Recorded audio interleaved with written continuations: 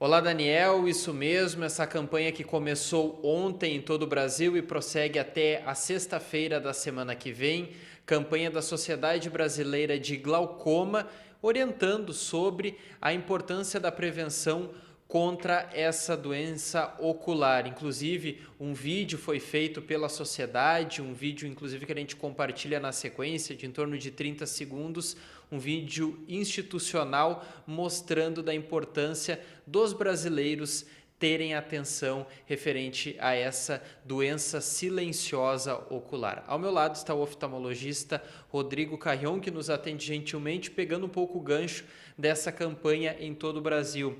Rodrigo, o glaucoma literalmente é aquela doença silenciosa, onde não tem sinais, sintomas e de vez em quando esse paciente é pego de surpresa. É mais ou menos por aí o caminho e a importância da prevenção do glaucoma. Boa tarde. Boa tarde.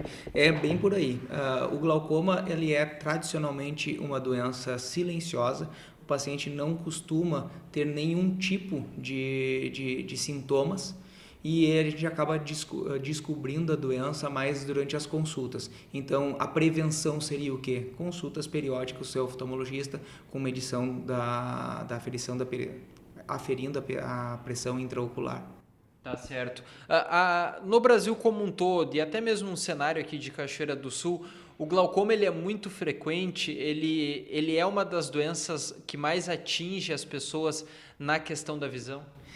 Ele é bastante frequente, mas eu não diria que ele é a principal causa de cegueira irreversível no mundo. Ele é bastante frequente. Ele atinge a maior parte dos pacientes com mais de 40 anos. O glaucoma mais comum é o glaucoma primário de ângulo aberto, que atinge pessoas com mais de 40 anos, e ele cursa com pressões já elevadas e o paciente normalmente começa a ter prejuízo na visão, no seu campo de visão periférico. Então, quando ele descobre, muitas vezes ele já tem prejuízo na visão, mas como ele não perdeu a acuidade visual, como ele não perdeu a qualidade da sua visão central, ele nem observa que ele estava perdendo visão. Então, por isso de ser uma doença silenciosa e ele também atinge muito o formato do olho. Ao momento que ele avança, ele se parece ser algo bem grave que inclusive interfere na fisionomia, né? Mas aí tem algumas outras características. Por exemplo, o glaucoma, como regra, tu olhando para o paciente, se ele não estiver em tratamento, não estiver fazendo nada, tu não vai dizer que ele está tratando glaucoma. Muitas vezes, algumas características que a gente observa nos pacientes que são glaucomatosos são reações adversas dos próprios colírios. Eu tenho alguns pacientes que tu olha para ele, quem já tem um olho mais treinado, e tu já sabe que ele está em tratamento usando algum colírio. Ok, tá certo. Sobre a questão da prevenção, é buscar exames regulares, inclusive quem tem um histórico familiar também ficar atento. Exatamente, o histórico familiar é muito importante. Ele é uma doença que tem um fator genético associado, a gente sabe que sim, e a gente tem que ficar atento com os descendentes, né? Você já está com o paciente com glaucoma, já avisa que os filhos e parentes devem fazer suas consultas. Ok, tá certo. Quem está em casa acompanhando tem um familiar com glaucoma. Como é que é o tratamento, esse roteiro no tratamento? O paciente é diagnosticado com glaucoma, como é que inicia essa parte de uma tentativa de recuperação? A primeira coisa é fazer o diagnóstico, né? E o diagnóstico eu costumo explicar para os pacientes de uma maneira bem simplificada que eles têm que ter 2 de 3 critérios. O primeiro deles, pressão arterial, pressão intraocular elevada. Outro, escavação, alteração no fundo do olho compatível com a doença. E número 3, ter prejuízo no campo de visão, que é um exame, compatível com a alteração que tem no fundo do olho. Então, se o paciente chega aqui e ele tem um aumento de escavação, mas não tem nenhum outro critério, ele não tem glaucoma. Ele até pode ter pressão alta no olho, mas ele ainda não desenvolveu o glaucoma. E ele tem que preencher pelo menos mais um desses outros 2 critérios. Se o paciente não sabe, e ele não tem, muitas vezes ele não tem como saber, e tem um familiar que tem, ele tem que vir aqui à consulta, tem que ser medida a pressão dele, tem que fazer as aferições do fundo do olho, campo de visão e outras pequenas medidas.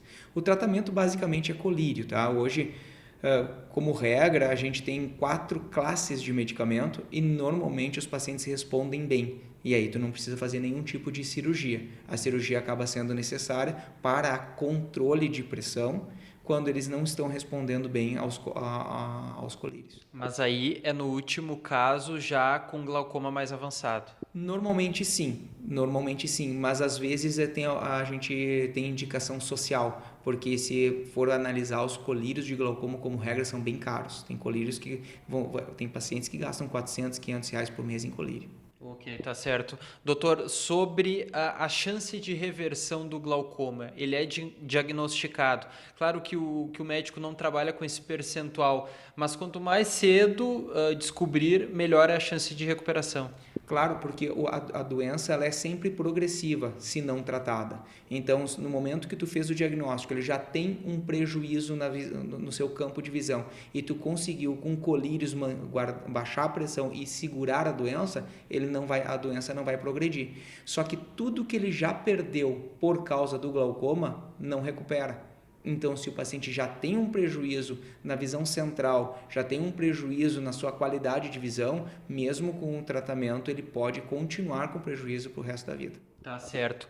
Tem algum mito no glaucoma que as pessoas espalham de boca a boca, até mesmo quando vêm consultar com o senhor, perguntam isso, de certa forma, por desinformação e que não é verdade, talvez é espalhado? Não estou me recordando de nenhum mito tradicional, assim, ele sempre tem algumas crenças, né, do glaucoma. Tem gente que acha que não tem o que fazer, que não adianta tratar, dizem até que é problema da indústria farmacêutica, né, isso às vezes a gente escuta, mas não tem uma coisa que eles venham sempre com essa ideia errada do glaucoma. Até porque a glaucoma, os pacientes não costumam ter muitas informações. Muitos deles eles são pegos de surpresa e não sabem nada da doença. Ok, tá certo. O glaucoma ele é facilmente confundido com outra doença ocular? Na verdade, não é facilmente, porque é fácil tu conseguir distinguir que doenças são. Mas, por exemplo, uma coisa que é muito comum é o paciente, isso sim seria quase um mito, o paciente ter escavação aumentada e já vir de outros médicos, de alguns colegas, com diagnóstico de glaucoma, quando na verdade ele tem apenas uma alteração, a alteração do fundo do olho. E aí tu vai lá e vê, pressão está normal, campo de visão está normal, mas tem apenas a alteração no fundo do olho. Não preenche todos os critérios para dizer que o paciente é glaucomatoso.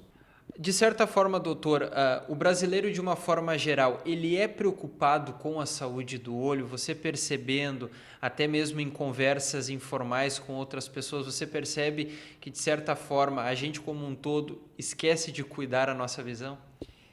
É uma excelente pergunta, porque, na verdade, todos são muito preocupados com o olho, mas muitas vezes relapsam nos cuidados. Mas a preocupação com a visão é muito grande.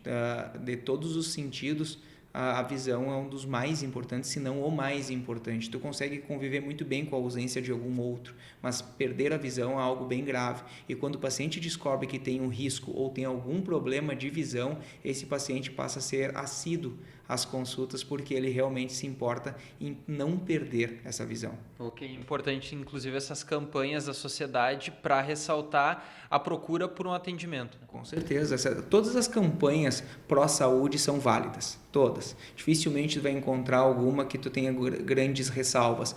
E as campanhas, sempre que tenha campanhas do ceratocone, do glaucoma, e agora mesmo muito difundido a campanha do teste do reflexo vermelho, teste do olhinho, né, em crianças por causa do retinoblastoma, as campanhas atingem e aumentam muito a frequência a procura dos nossos clientes. Doutor, sobre a cirurgia, a importância da cirurgia e esse retorno dela para o paciente. A cirurgia, ela basicamente é para controle de pressão. O que a gente faz na cirurgia? A gente cura a doença? Não. A gente faz uma válvula de escape. É como se estivesse fazendo, que eu brinco com os pacientes, o ladrão da pia.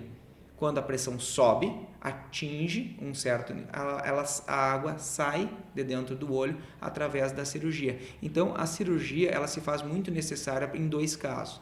Quando o paciente, por algum motivo, não consegue usar colírios, seja indicação social, por questões financeiras ou por má resposta, né, a alergia a vários medicamentos, e quando não está conseguindo controlar a pressão. Então a cirurgia não vai curar a doença e não vai trazer de volta a visão do paciente. A cirurgia serve única e exclusivamente para controle da pressão.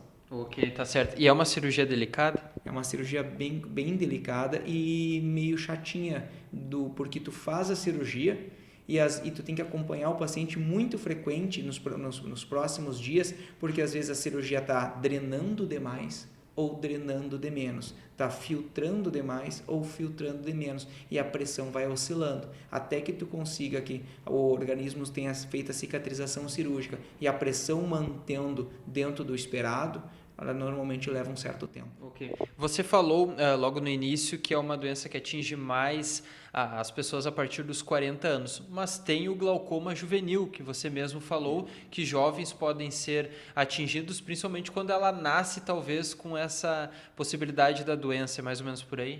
Não, é que na verdade tem dentro da tua frase a gente encontra 2 tipos de doença: glaucoma juvenil e o glaucoma congênito. O congênito é o que o paciente nasce com ele, né? Esse paciente ele já nasce com, aí esse sim, tu já vê características no olhar, um olho mais, eles chamam de buftalmo, que é olho de boi, um olho mais saltado, né? Já no recém-nascido.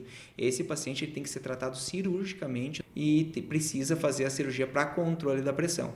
E existe também o glaucoma juvenil. O glaucoma juvenil é aquele paciente adolescente, 20 anos, um pouquinho mais adulto jovem, que começa com o aumento da pressão também. Esse paciente é um paciente que às vezes me preocupa bastante, porque não só ele cursa com pressão bastante elevada, como normalmente eles são pouco responsivos aos colírios. Tu encontrou às vezes um paciente com glaucoma juvenil, tu sabe como é que a evolução como é que vai ser, se ele não controlar a pressão. E aí tu usa um colírio, usa 2, usa 3, usa 4 e a pressão continua alta. Aí esse paciente muitas vezes vai para cirurgia. Ok, doutor. Para a gente até concluir, de uma certa forma, até para passar a mensagem para quem está em casa, importante a prevenção, importante também fazer uma busca do histórico familiar na relação do glaucoma e se manter atento a essa situação, porque, como você mesmo falou, eu disse, inclusive na abertura, é uma doença silenciosa. Exatamente. A base de tudo é consulta. Mesmo que tu não esteja sentindo nada, não usa óculos, pelo menos dá uma passada de vez em quando aqui, uma vez a cada 2 anos, se tu não tem nada, uma vez por ano, se tu já tem alguma coisa, alguma outra doença, algum óculos, para fazer uma prevenção e aferir a pressão intraocular. Ok, tá certo. Então o relato do Dr. Rodrigo Carrion falando sobre o glaucoma dentro dessa campanha estimulada pela Sociedade Brasileira de Glaucoma, que segue até a sexta-feira da semana que vem.